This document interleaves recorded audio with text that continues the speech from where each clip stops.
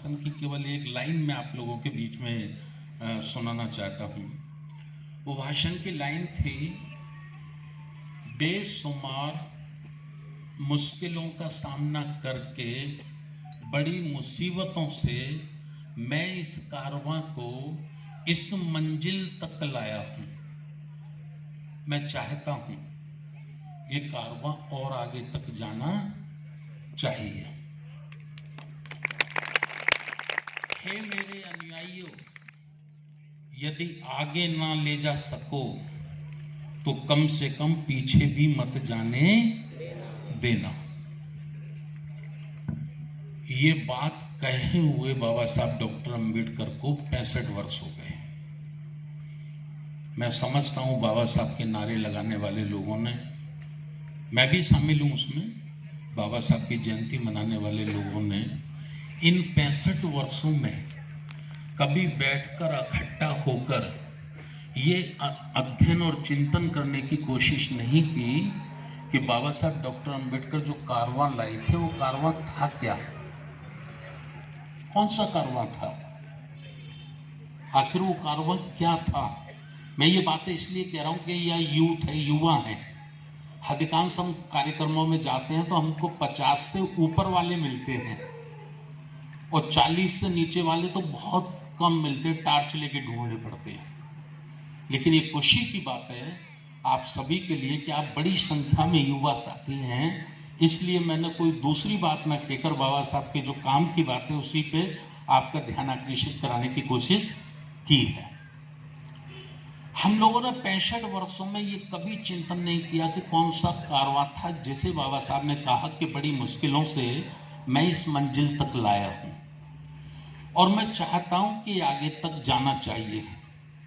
लेकिन बाबा साहब जानते थे, बहुत दूरदर्शी थे बाबा साहब। उनको शायद ये उम्मीद थी कि मेरे जो लेफ्टिनेंट हैं ये इसको आगे नहीं ले जा पाएंगे, इसलिए उन्होंने बड़े दुखी होकर कहा, हे मेरे अनुयायियों, यदि आगे ना ले जा सको तो कम से कम पीछे भी मत जाने देना।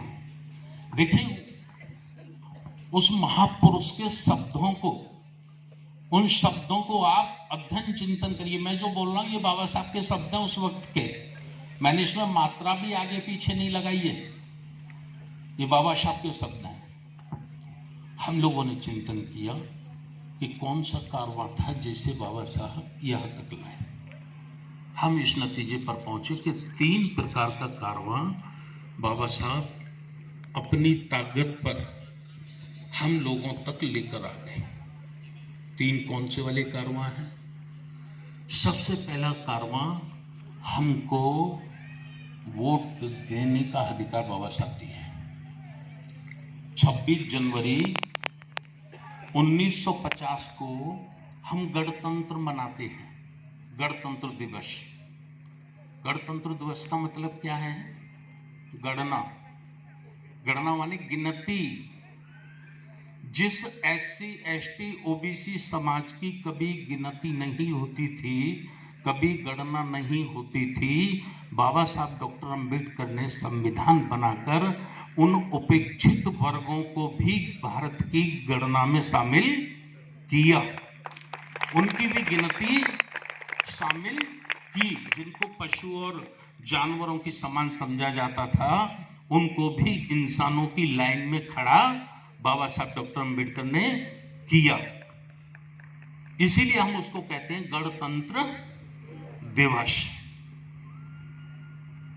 वोट का अधिकार दिया, हमारी गिनती हुई, हम भारत के नागरिक कहलाए, हमको भारत में समान अधिकार प्राप्त हुए। एक कारवां। दूसरा, सरकारी नौकरियों में हमें हमारी सामाजिक हिस्सेदारी के अनुसार भागीदारी सुनिश्चित हुई। जितनी हमारी संख्या है उतनी हमको सरकारी नौकरियों में चपरासी से लेकर कलेक्टर, कमिश्नर तक बनने का मौका मिला। ये बाबा साहब डॉक्टर अंबेडकर जी ने दूसरा कारवां हुआ। तीसरा क्या हुआ? तीसरा, इस देश की लोकसभा में, इस देश के विधानसभाओं में, इस देश की नगर पंचायत में, इस देश की जो गांव की सरपंच की होती हैं, वार्ड के मेंबर होते हैं, उनमें हमारी हिस्सेदारी सुनिश्चित की। यानी हमको लोकसभा में भी सांसद बन के जाने का मौका रिजर्वेशन के माध्यम से, विधानसभाओं में एमएलए बन के जाने का मौका विधानसभाओं में, और ग्राम पंचायत से लेकर मतलब लोकसभा तक बाबा साहब ने ये हमें तीसरा अधिकार दिलाया। अब सवाल खड़ा होता है कि बाबा साहब चाहते क्या थे? उन्होंने कहा ये कारवां और आगे जाना चाहिए। तो और आगे कहां तक बाबा साहब इसको ले जाना चाहते थे, ये अध्ययन और चिंतन करने का वक्त 65 वर्ष पहले था। लेकिन हमें अब करना चाहिए, नहीं कर पाए तो। एक बात बाबा साहब ने कही थी जब देश आजाद भी नहीं हुआ था ठीक से, कि हे बहुजन समाज के लोगों, अपनी दीवारों पर लिख लो, आप शासनकर्ता जमात बनोगे। शासनकर्ता यानी हुक्मरान बनोगे। हुक्मरान बनने को हमने ये सोच लिया कि हम एमएलए बन गए तो हुक्मरान बन गए, हम एमपी बन गए तो हुक्मरान बन गए, हम प्रधान बन गए तो हुक्मरान बन गए। ये एक भाग्य संपूर्ण नहीं है, ये एक भाग्य की हिस्सेदारी है। बाबा साहब चाहते थे कि ये कारवां और आगे जाना चाहिए। तो और आगे कहां जाना चाहिए? बाबा साहब से जो आगे ले जाना चाहते थे और किसी कारणवश वो वहां नहीं पहुंचा, तो वो क्या था?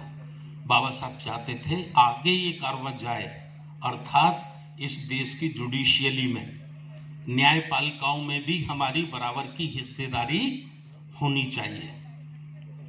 इस देश की मिलिट्री में हमारी बराबर की हिस्सेदारी होनी चाहिए। इस देश के एजुकेशन सेक्टर में, विश्वविद्यालय, डिग्री कॉलेज, इनमें भी हमारी बराबर की हिस्सेदारी होनी चाहिए। इस देश का जो उद्योग सेक्टर है, उस उद्योग सेक्टर में यानी फैक्ट्रियों में, कंपनियों में भी हमारी बराबर की हिस्सेदारी होनी चाहिए। और इस देश की जमीन, धरती, धन संपदा में भी हमारी बराबर की हिस्सेदारी होनी चाहिए। ये बाबा साहब चाहते थे कि बड़ी मुश्किलों से इस कारवां को इस मंजिल तक लाया हूं। मैं चाहता हूं ये और आगे तक जाना चाहिए, लेकिन हमने कभी चिंतन नहीं किया। अब हम उनके तीसरे पॉइंट पे बात करते हैं। तीसरा पॉइंट जो उन्होंने बड़े दुखी होकर कहा था कि हे मेरे अनुयायियों, यदि इसे आगे ना ले जा सको तो कम से कम पीछे भी मत जाने देना। तो ये क्या था? आज 65 वर्षों में हम अध्ययन करते हैं कि बाबा साहब डॉक्टर अंबेडकर का कारवां जो आगे आया था, क्या वो जो लाए थे बाबा साहब, क्या वो आगे बढ़ा है? मेरे ख्याल जवाब होगा नहीं। तो क्या वहीं की वहीं है, जैसे बाबा साहब ने कहा था कि आगे ना बढ़ा सको तो पीछे भी मत जाने देना, वहीं रोका है हमने? जवाब होगा नहीं। तो फिर तीसरा प्रश्न होता है कि क्या कारवां पीछे जा रहा है? तो जवाब होगा हां, पीछे जा रहा है। कैसे पीछे जा रहा है? जो सरकारी नौकरियों में रिजर्वेशन, आरक्षण बाबा साहब डॉक्टर अंबेडकर ने हमको दिलाया था, धीरे धीरे करके चंड चालाक लोग उसको खत्म कर रहे हैं और खत्म जैसा कर दिया है। इसका मतलब कारवां पीछे गया कि नहीं? हम उससे बराबर पे नहीं बना पाए। जो वोट के माध्यम से हमें सत्ता, शासन में, हुकूमत में भागीदारी का मौका मिला, क्या हमारे लोग जिनको हम चुनाव जिताकर भेजते हैं वो ईमानदारी से हमारे लिए काम करते हैं? प्रश्न होगा नहीं। वो अपनी अपनी पार्टियों के लिए वफादार होते हैं, वो समाज के लिए कभी वफादार नहीं होते हैं। ये 65 वर्ष का तजुर्बा पूरे देश में है। 131 सांसद शेड्यूल कास्ट और शेड्यूल ट्राइब के पार्लियामेंट में बैठे हैं और संविधान की धज्जियां उड़ाई जा रही हैं, लेकिन उनके मुंह में से एक शब्द भी